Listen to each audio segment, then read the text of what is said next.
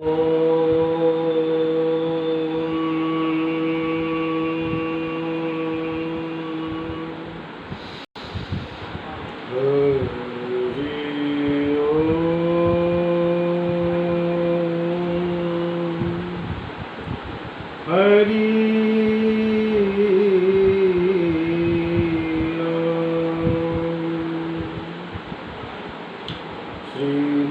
राघवो विजयतेतराम। श्रीमद् राघवो विजयतेतराम।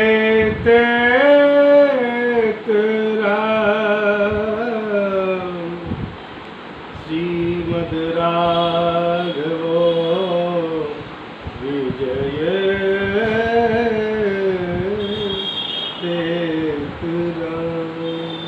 श्री राम श्री राम श्री राम।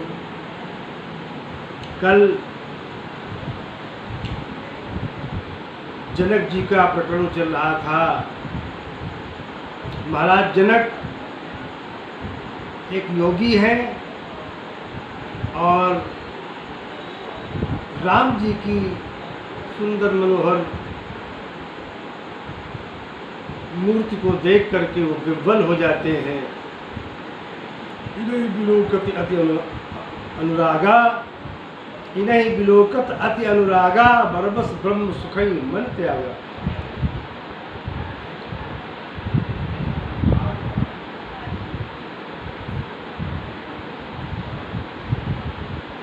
राम जी की बारात कल चर्चा की थी, कई माह तक वहाँ रहती है। कभी कहा जाता है होली हो जाए, प्रभु आपकी होली तो अयोध्या में होती है। दशरथ जी से कहा आज यहाँ जनकपुर की होली हो जाए। होने लगी होली, रुक गए लोग। उसके बाद रामनवमी आ गई। फिर ये हुआ कि राम का जन्म यहीं मना लिया जाए। इसके बाद जानकी नवमी आ गई। बोले जानकी जी का जन्म है वैशाख शुक्ल पक्ष नवमी। राम जी का भी जन्म नवमी को हुआ है और जानकी जी का भी जन्म नवमी को हुआ है। बोले अब तो जानकी जी आपके यहाँ जा रही हैं, अब आपकी हो गई है तो इनका जन्म अयोध्या में ही मनाया जाएगा। ये आखिरी बार, एक बार हम यहीं मना लें। मना लीजिए भाई। वैशाख,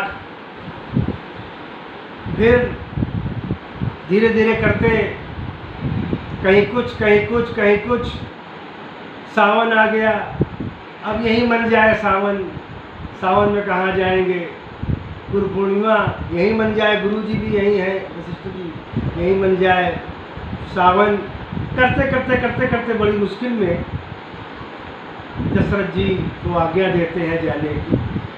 जनक जी का मन विह्वल हो जाता है। वे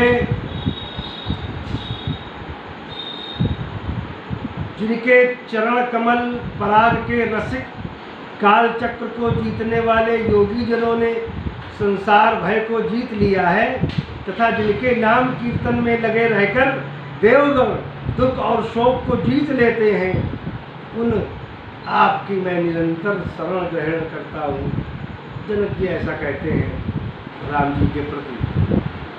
इसी प्रकार विवाहोपरांत जब पुत्र बधुओं समेत महाराज दशरथ अयोध्या के लिए प्रस्थान करते हैं तो जनक जी अधीर हो जाते हैं, व्याकुल हो जाते हैं। आप सोचें कि जिस लड़की को पिता पालता है, जीवन भर पाल पोस करके बड़ी करता है, लाडली होती है पुत्री, और जब वो विदा होती है, ससुराल जाती है, अपने से दूर होती है, उस समय का दृश्य बड़ा कारुणिक होता है। कठोर से कठोर हृदय उस समय रो पड़ता है। जिनके लड़की हैं वही जान पाते हैं ये दुख। ना है कि लड़की अच्छे घर में जा रही है, वो बात ठीक है, लेकिन लड़की का बिछुड़ना असहनीय होता है। जनक जी अधीर हो जाते हैं, उनका प्रेम छिप नहीं पाता। उनके नेत्र अश्रुपूरित हैं, वे एकटक कभी दशरथ जी की ओर देखते हैं, कभी श्री राम की ओर देखते हैं और कभी सीता जी की ओर देखते हैं। आंसुओं की झड़ी लगी है, जनक जी अपने आंसुओं को रोक नहीं पाते हैं। जनक जैसा योगी, प्रकांड विद्वान,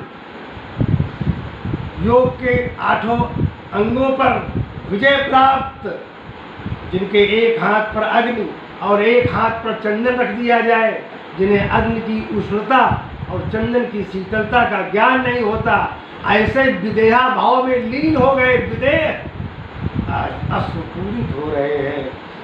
क्योंकि जिनको वो अपना सर्वस्व मानते हैं, राम जी को, जिस प्रेम को उन्होंने गुप्त रखा था, वो प्रेम उनसे छीना जा रहा है। उनकी लाडली जनक जी, जिनके दामाद हो, जिनके जमाई हो राम जी, और पुत्री, प्राण प्यारी पुत्री हो, दोनों जा रहे हैं। जनक जी विह्वल हो जाते हैं, उनसे रहा नहीं जाता। उनके नेत्र आंसुओं से भीग जाते हैं, आंसुओं की धार बहने लगती है, वे अपने आप को संभाल नहीं पाते हैं। श्री राम क्या जा रहे हैं, जैसे उनका प्राण जा रहा है। दशरथ जी बार बार प्रेम पूर्वक उनको कह देते हैं, उनके लौट जाने के लिए विनय करते हैं, किंतु इनका मन नहीं मानता, हृदय छटपटा उठता है। दशरथ जी के बार बार आग्रह करने पर वे रथ से उतरकर अश्रुनयन, अश्रुपूरित नैनों के साथ हाथ जोड़ने उनसे प्रार्थना करने लगे। मुनियों की स्तुति कर उनके चरणों में प्रणाम किया। अंत में अपने जमाता निखिल ब्रह्मांड नायक नवनीरद घन श्री राम के समीप जाते हैं। दशरथ जी को रहा नहीं जाता उनसे, बार बार राम के समीप जाते हैं, तब उनके नेत्र बरबस झरने लगते हैं, उनके नेत्र झरने लगते हैं, अश्रुपात होने लगता है, हृदय में उथल पुथल होने लगती है। उनके हाथ स्वतः जुड़ जाते हैं, वे बोलना चाहते हैं पर प्रीति बस बोला नहीं जाता, वाणी अवरुद्ध हो जाती है। बड़े साहस से धीरे धीरे विनम्र वाणी में कहते हैं, क्या हाल होगा जनक जी का सोचो।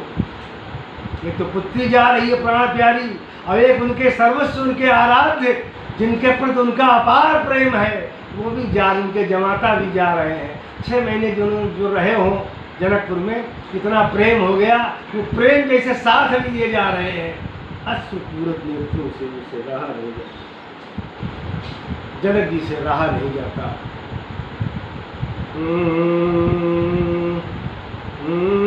राम करो के ही भांति प्रशंसा, राम करो के ही भांति प्रशंसा, मुनि महेश मन मानस हंसा। हे राम, आपकी मैं किस प्रकार प्रशंसा करूं। मुनि महेश मन मानस हंसा, आप तो मुनियों के, भगवान शिव के मन मानस में निवास करने वाले हंस हैं। हे प्रभु, करहि जोग जोगी जेहि लागी, कोहु मोहु ममता मृदु त्याग, व्यापक ब्रह्म अलख अविनाशी, चिदानंद निर्गुण गुण राशि, मन समेत जेहि जान न बानी, तरकी न सकहीं सकल अनुमान, महिमा निगम नेति कही कही,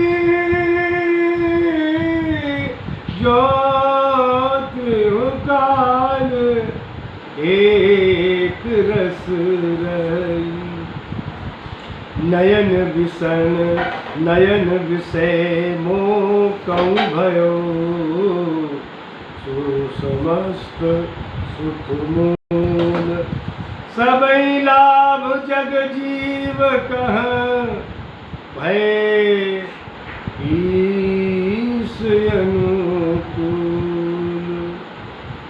ये सबई भांति मोहि दीन बड़ाई, सबई भांति मोहि दीन बड़ाई। निज जन जानी निज जन जानी लीन अपनाई।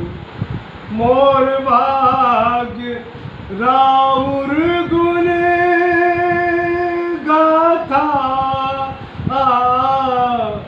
कहीं न सिराही सुनहु रघुनाथा।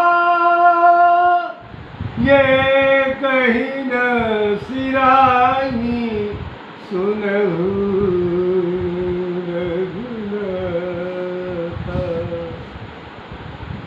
इस प्रकार स्तुत करते करते विदेहराज ने अंत में श्री राम से याचना की और वरदान मांगा। क्या वरदान मांगते हैं? बार बार मांगहु कर जोरे, बार बार मांगहु कर जोरे। मन परिहर चरण जनि गोरी। बार बार हाथ जोड़कर आपसे यही वरदान मांगता हूँ प्रभु कि हमारा मन आपके चरणों को छोड़कर कहीं न जाए, आपके चरणों को छोड़ कहीं न जाए प्रभु, आपके चरणों को छोड़ कहीं कहीं कहीं न जाए। यहाँ भी जनक जी की गूढ़ प्रीति प्रकट हो गई। उनकी प्रेमा भक्त की प्रशंसा किन शब्दों में की जाए, की नहीं जा सकती। पराम्बा जगत जननी सीता पुत्री के रूप में जिनकी गोद में क्रीड़ा कर चुकी हो, एवं सच्चिदानंद घन प्रभु जिनके यहाँ दुल्हा बनकर जिन्होंने विवाह किया हो, प्यारी पुत्री और प्यारे आराध्य आज उनसे छूट रहे हैं। उनका हृदय उनका कसमकस से भीगा जा रहा है। बाहर के नेत्र तो दिखाई पड़ते हैं, बाहर के आंसू तो दिखाई पड़ते हैं, पर अंदर का रुदन उसे कोई देख नहीं सकता, मात्र परमात्मा जान सकता। पुत्री जिनकी गोद में क्रीड़ा कर चुकी हो, सच्चिदानंद घन परमात्मा जिनके यहाँ दूल्हा बन करके आए हों, प्रभु के विवाह का उत्सव हुआ हो, मंगल वाद्य बजे हो, उनके सौभाग्य, उनके प्रेम और उनकी भक्ति का गुणगान कोई कैसे कर सकता है? कैसे कर सकता है? उनके भाग्य का गुणगान कोई नहीं कर सकता। भगवान राम अपने भाई समेत एवं धर्मपत्नी सीता के साथ जब अयोध्या को त्याग कर वन गमन करते हैं और भरत जी विकल विह्वल होकर के श्री राम को लौटाने के लिए चित्रकूट आते हैं, यह संवाद पाकर जनक जी भी चित्रकूट पहुंच जाते हैं। वे श्री राम के दर्शन और भरत की भक्ति, श्री राम का दर्शन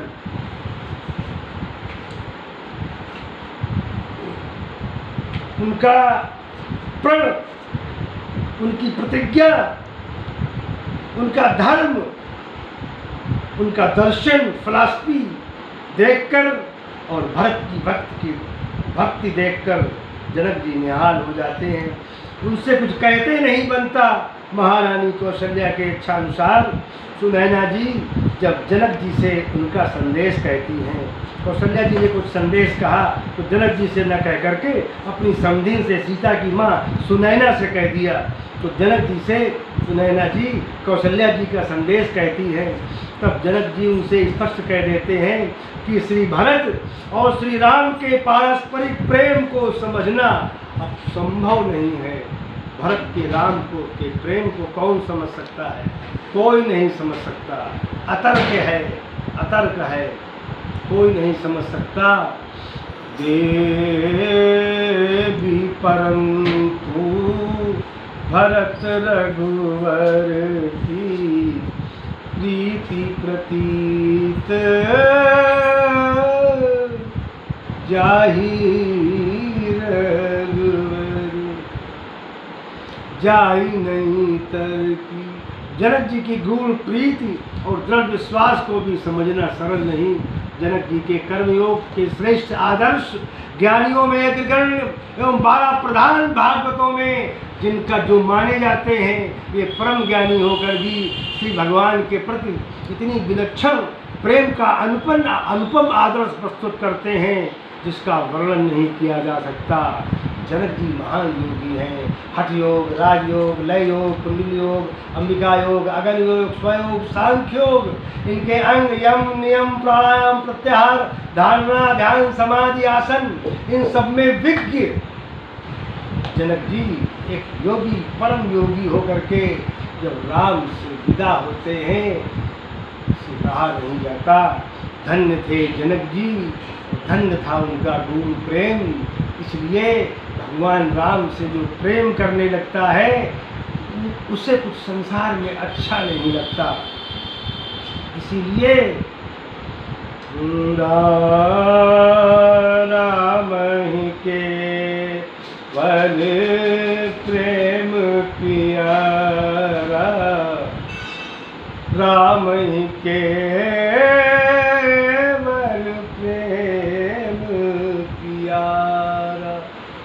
जानी लेऊ सो जानइया। राम जी को खाली मात्र प्रेम प्यारा है, जात पात पूछे नहीं कोई, हरि को भजे सो हरि को होई। राम जी को मात्र प्रेम प्यारा लगता है, तो जात पात नहीं देते। जनक जी का वो प्रेम देखकर राम जी भी अंतर मन से दुखी हो जाते हैं, परंतु जाना तो पड़ेगा।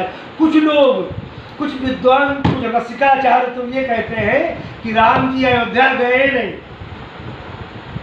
राम जी गए नहीं, एक रूप से राम जी वहीं रुक गए, घर जमाई बन गए, अपने ससुराले में टिक गए, वहीं रहने लगे और रोज रास होता है। जानकी जी और उनकी सखियां नित्य रास करती हैं, राम जी वहीं रुक गए, एक रूप से अयोध्या चले गए, वन को गए, रावण को मारा।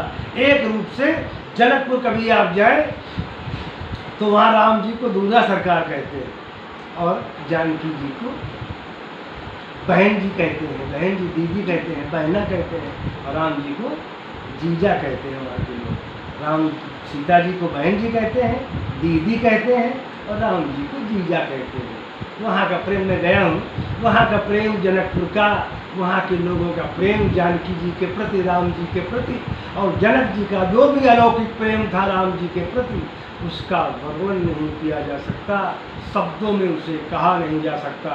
बोलिए जनक जी महाराज की जय, बोलिए सियावर रामचंद्र की जय।